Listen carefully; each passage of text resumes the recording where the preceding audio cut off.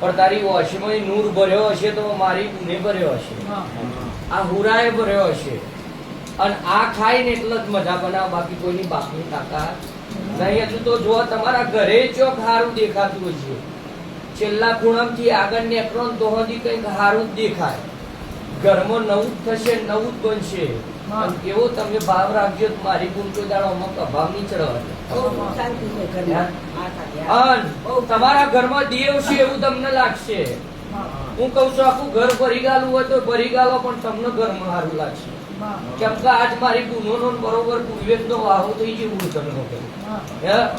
તમારા રોજી રોટી એ ચોક કામ કરતા તમને ઉત્સાહ જાગશે, વધારે 2 પૈસા.